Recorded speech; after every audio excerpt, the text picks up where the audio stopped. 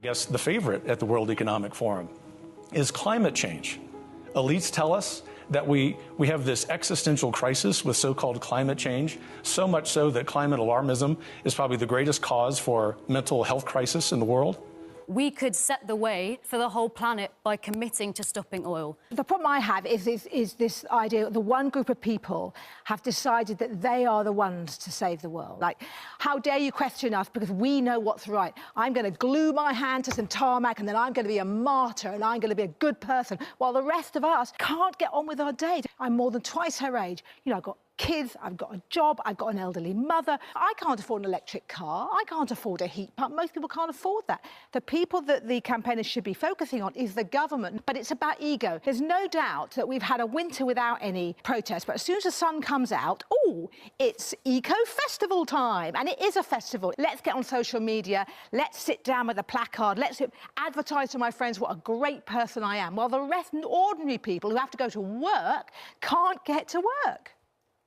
What's your response? I just can't believe that that's what you're saying. She can't believe that's being said to her because these climate activists live in echo chambers where they refuse to listen to evidence that would potentially debunk their blind faith into a religion that has no evidence to support its existence. All of the claims behind climate change and global warming have failed to come true. Sea ice, which is melting at a rate that the Arctic Ocean now increasingly is exposed. In 5 years, scientists predict we will have the first ice-free Arctic summer. All of the predictions have failed over decades of lying to people about something that isn't actually happening. Because if it was happening, then the things that they would say we would be seeing, like an increase in sea levels, would actually be happening by now. We've been talking about this for decades upon decades. They've been talking about sea ice melting for decades upon decades, and saying that because of that, the sea levels would rise. But we haven't seen the sea levels rise at all. Not one bit.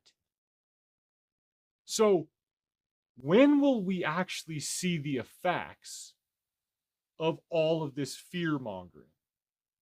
All of these claims of things that are going to happen?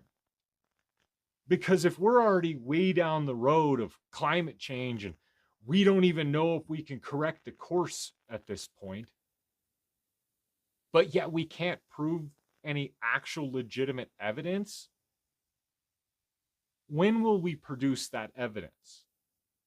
Because I will buy in to the whole climate change thing if the evidence ever stacks up with the claims. Well, there is no consensus in science. Science isn't a vote. Science is about facts.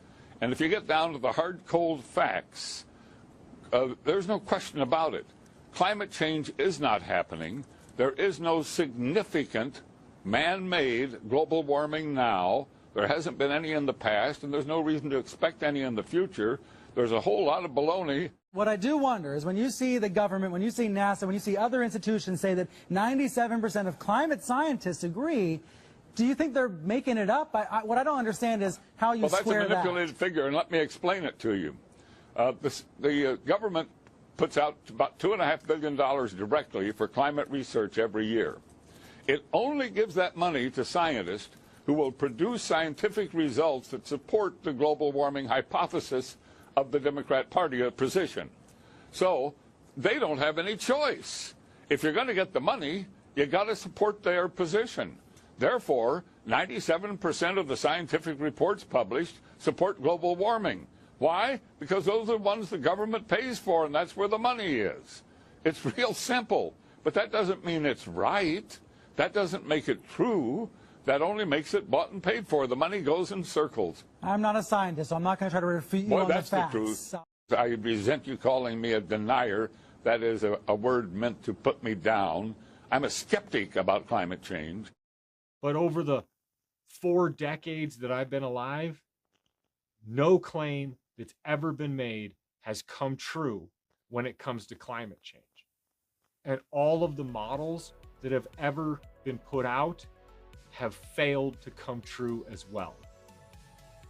And the sea levels are the same that they've always been, regardless of how much ice has melted. It's a total fabrication. Thanks for watching. Consider hitting that like and subscribe button, commenting and sharing. Thanks again for watching.